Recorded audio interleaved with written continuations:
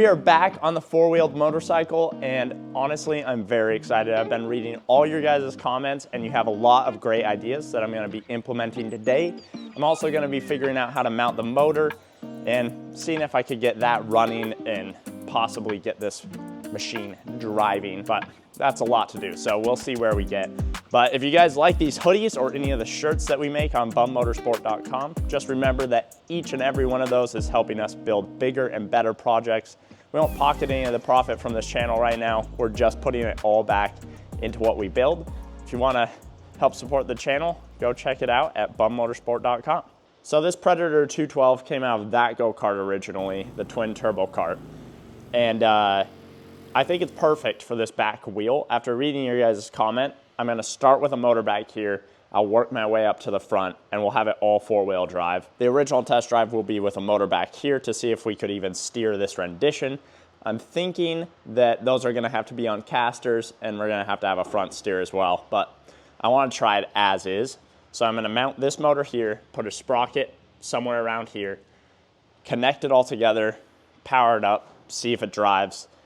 These are some really big tires. Go-karts have little tires like that one over there, and we're taking car tires and strapping it to it. So don't really know if this clutch is gonna be able to hold up to the power, but we will see. Honestly, really don't know if this is gonna work at all. Like I said, it's an experiment.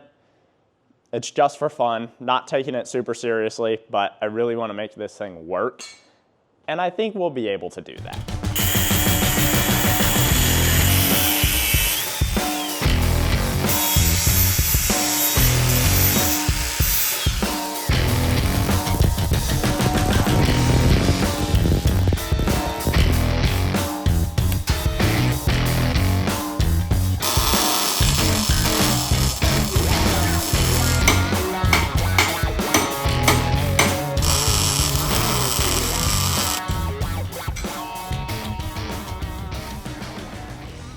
This is why you hold on to everything. We have the Coleman motor mount and it fits our motor perfectly. So I'm just gonna weld it on there, bolt the motor on, figure out the chain system, and then we'll have our rear wheel drive system all set up and ready for a test drive. Then we just gotta figure out steering. We can see if this thing steers at all. Wow, these motors are so much lighter than what I'm used to working with.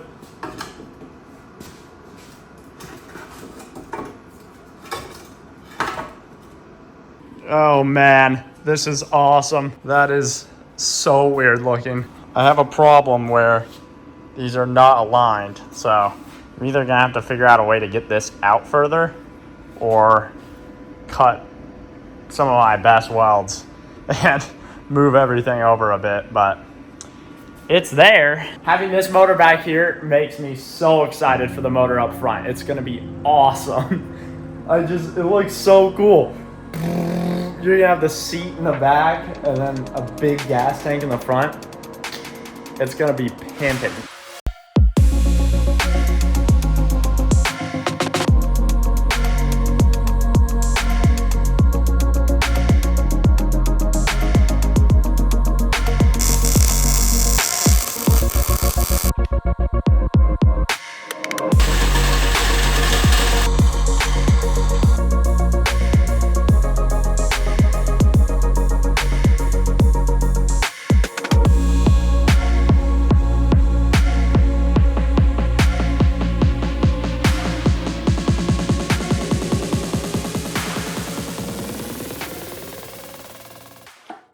A nice bum workout.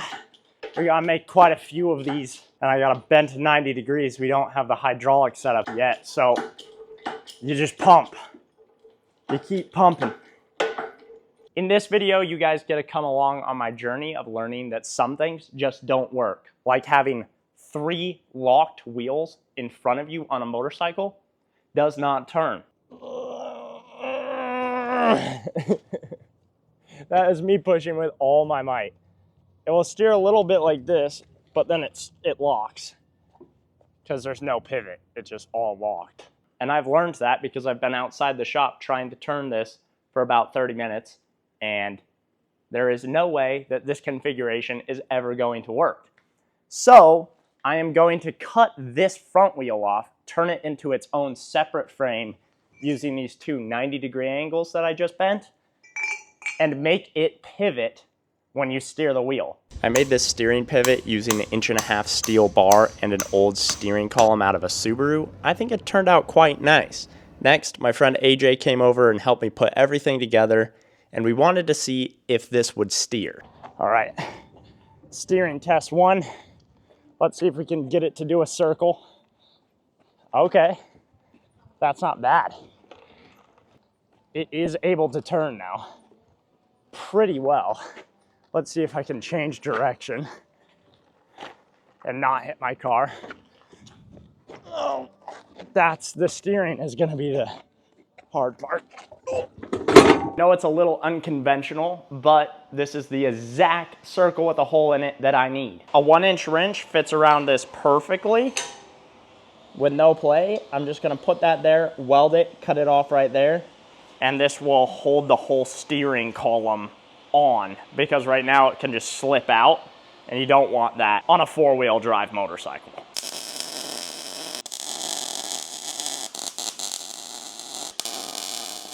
So I'm gonna relocate the steering because it was twisted at an angle like this, and it's gonna make steering just impossible.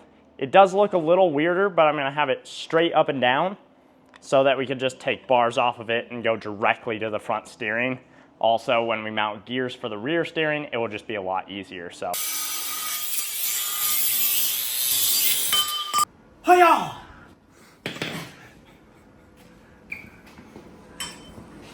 The most rudimentary steering system.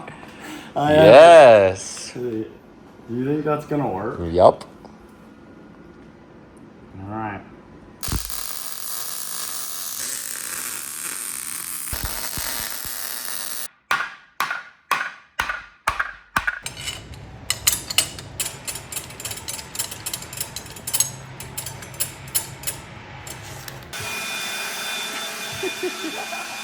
So here we have a somewhat functioning machine. We added these bars here for the steering, and I mean, it steers somewhat now. Let's do a little circle. Show the people. It turns. Look at that. It turns pretty good.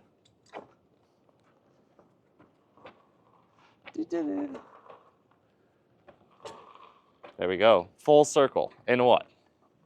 This tiny spot? I think that it might be able to do some serious stuff. But before we can get into some serious stuff, we need a serious seat. That's why we're using some of the old Coleman 1000 pieces to make this nice little unit right here. What are we doing here, brother? Put the seat on, brother. Jeez. Wow. Look at this. This is nice. I would go on a weekly cruise with this thing. I'm feeling a little nostalgic right now. Bolting the seat on like we had to bolt the seat on to the Coleman. Uh-huh. Putting a Coleman seat on this is a stamp of honor.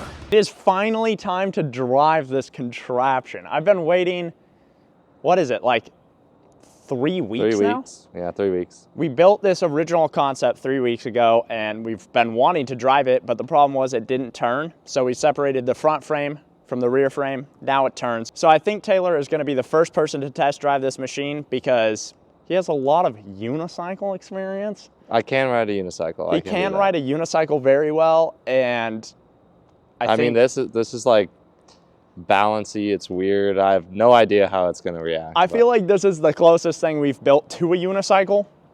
It has 4 wheels. It has 4 wheels. I know. How can it be a unicycle? Okay, smarty pants. I don't want to hear any more from you. It has the characteristics of a unicycle, whereas it's kind of tippy. It's going to take a lot of weird balance techniques to keep it going straight. So I think we're going to do a couple of straight test runs.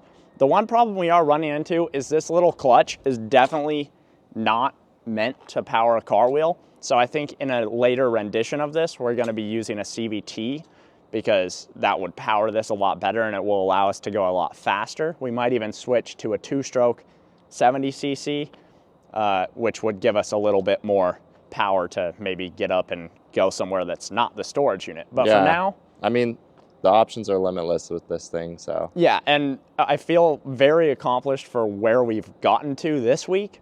We're at a final test drive, which I didn't even know if that was going to be possible. Yeah, I mean, here we are. It's time to try, so. I don't know how long this clutch is going to last.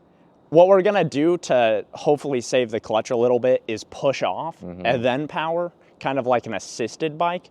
We don't want to go any faster than like 5 miles an hour on this thing right now, especially because we're using Subaru hubs and we don't have CVs in them right now. So all of this stuff is just friction fit in there and it could come popping off at any moment. So this is the test drive. Next week, we're going to be painting it, putting more body work on it, and securing some things down a little bit more so that we can do like a full test drive with 2 motors and 3-wheel drive. All right, we're gonna start this bad boy up, and you've got a really long runway, so hopefully nothing should go wrong. Where it doesn't start? Sure it doesn't start.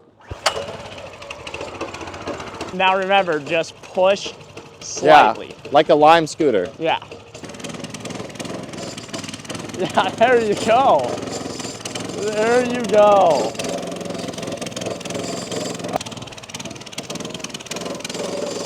Oh, he's got the hang of it now.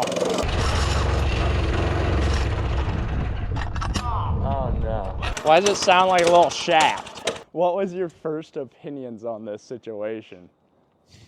As soon as any power goes to the back wheel, it just goes. It's like. I can barely keep up.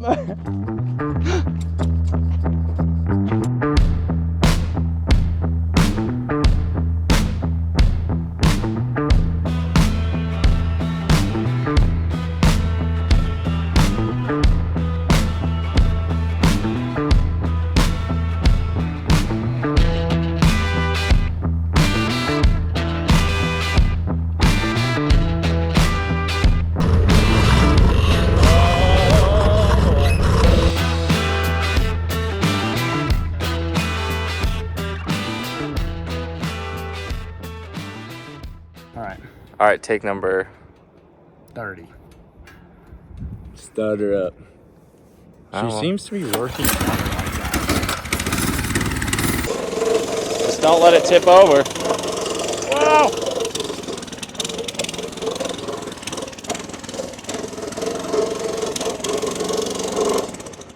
He's rolling. That is a handful. Oh! Well, that seems way better.